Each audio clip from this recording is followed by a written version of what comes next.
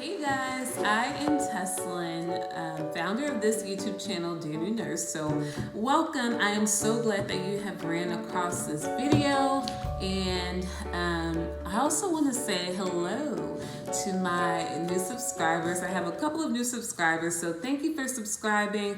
It means so much.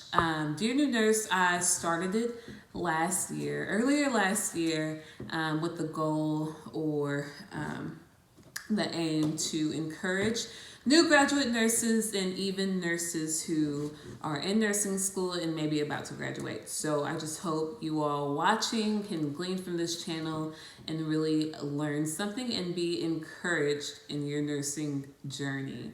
So this video is entitled, Why I Quit Nursing for a Year. And yes, you heard that right. I actually quit nursing for a year. So there have been quite a few videos floating around YouTube with people, saying why they quit nursing, like completely left. And I kind of want this video to be a little bit different, with the goal of not instilling fear to those who are new graduate nurses and having a hard time transitioning, and even those who are in nursing school about to graduate. So I don't want to instill any fear. I don't want this video to do that to anyone watching it. So I'm going to tell you why I quit and kind of encourage you at the same time. So I've been a nurse for 4 years and actively working at the bedside a little over 3 years. And when I left the bedside, I was at my 3-year mark. I was maybe a couple of months over my 3-year mark when I left.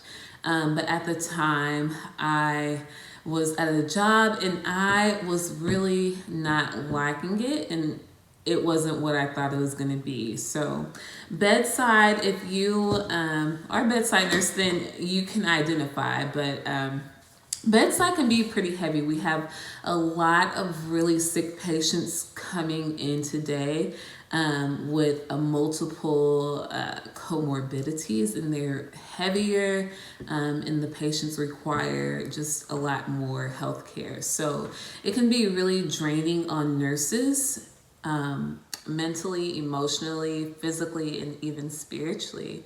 And that's why you find so many nurses getting burned out, unfortunately. So I was in that position. I was actually on an observation unit, which you would think was a lighter unit, but we would get patients, all types of patients. We would get observation along with like a mix of other things. And it was just a really heavy floor with really quick patient turnover. So as soon as a patient got admitted, then another one of your patients could be being discharged, and then you'll get another admit. And then towards the end before I left and I quit nursing, with that job, it was just frustrating because our nurse to patient ratios were one nurse to 6 patients, or 1 to 6. So I would walk in, and as opposed to having 5 patients, I would have 6 patients. And believe it or not, that 6 patient really makes a difference. It can affect your flow, especially if that patient is pretty heavy, or you have like 2 or 3 other heavy patients, right? So it was that aspect of being 6 to 1 on top of me.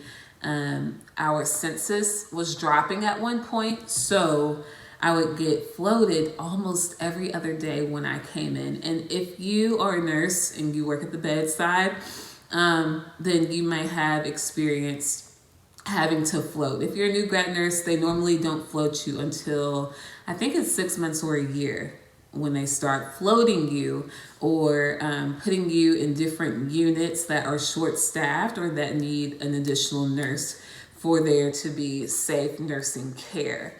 So I would come into work, and that's fine.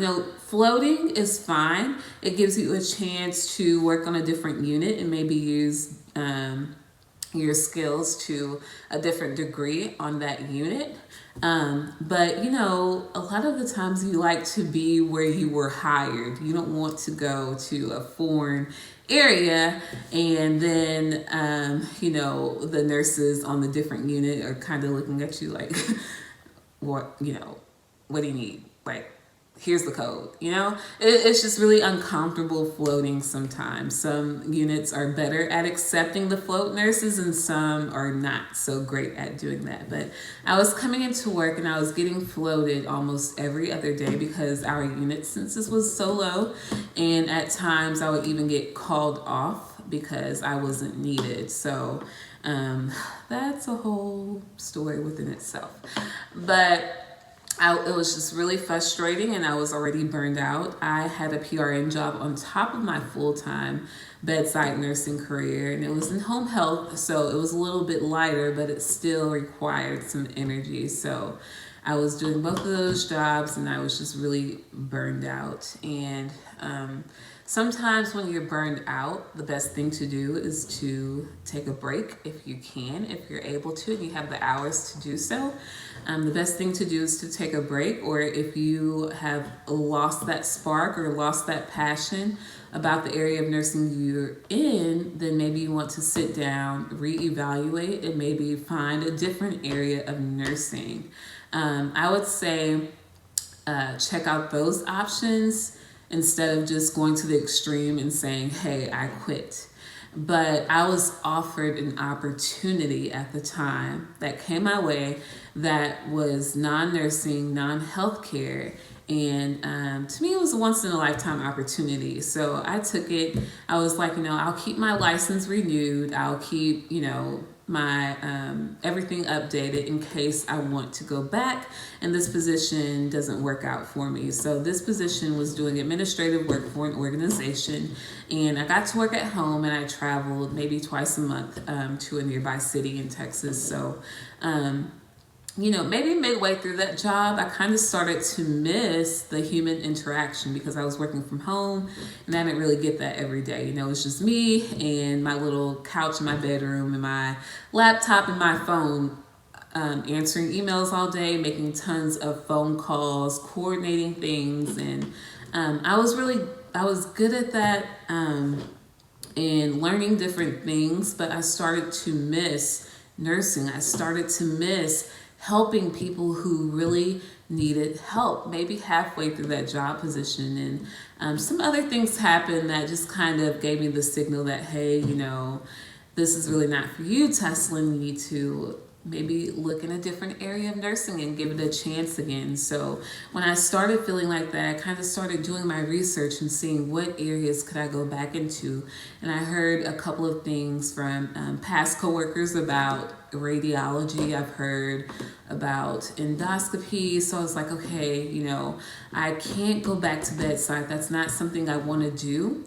And at the moment, I don't want to go back to school at the current moment, you know, to go back to get my NP. I didn't really feel like it was time to do that right now. So I was like, what can I do? And they were having a career fair, or is it a career? I think it's called, I don't know what it's called, but they had like a hiring event at the hospital that I landed a position at now. And I went, I told them I was interested in radiology or endoscopy, and they had a radiology position open, and I got hired on the spot. So I landed a radiology nursing position on the spot. I have a video down below, just scroll down there and it tells you how to interview for nursing. So make sure you check that out, and I'm sure you'll land a job on the spot. But anyways, I landed that job in radiology nursing. And I've been there, I've been working in radiology for about 2.5 months now, and I am loving it. So I've learned that, you know, if you're a new graduate nurse, first of all, It took me maybe 9 months to kind of get used or get in the groove of nursing and be comfortable with nursing, and for my nursing anxiety to kind of decrease. It took me about a good 9 months for that to start happening, and about a good year and a half before I started feeling pretty confident with myself as a new nurse. So I would say if you are a new grad nurse and you're in your first year, give yourself some time. Don't, allow those feelings that you want to quit to arise. Just give yourself some time. Be patient with yourself. Nursing, I'm just going to be honest, nursing is really hard, and a lot of people don't realize how challenging it's going to be until they get in the field and they see that it's nothing like nursing school. Nursing school just kind of prepares you for everything.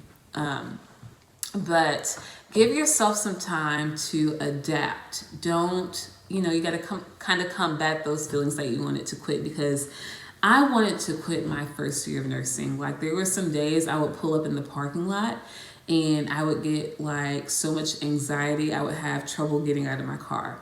But as I challenged myself to take hold of those opportunities in nursing and just learn and grow and not be afraid to take on hard patients and hard skills and hard tasks, then I got more confident in my ability to be a nurse.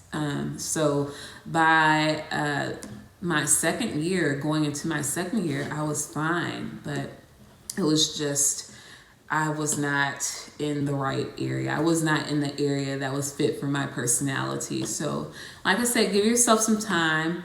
Take a break if you need to. Step back if you can, and just take care of yourself and reevaluate, refocus, and then jump back into it. Don't just quit right off the bat.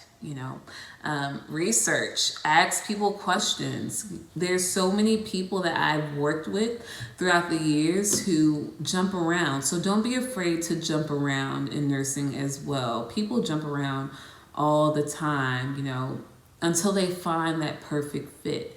And I think it's really important to find that perfect fit. And it might take you a year or two before you find what you really like. It might take you, in my case, it took me 3 years to find an area that I liked and that I knew I would flourish in. So I just want this video to encourage anyone out there, any new graduate nurse, give yourself some time, be patient, don't quit right away. Don't say, hey, this nursing thing is not for me.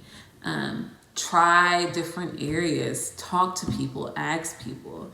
You'll be surprised. Nursing is such a big field. There's so many things to do, so many different areas you can go into, and I'm sure you'll find something. So anyways, I hope this video encouraged you. To those who feel like they're having a little bit of a hard time adapting to the field of nursing, hang in there.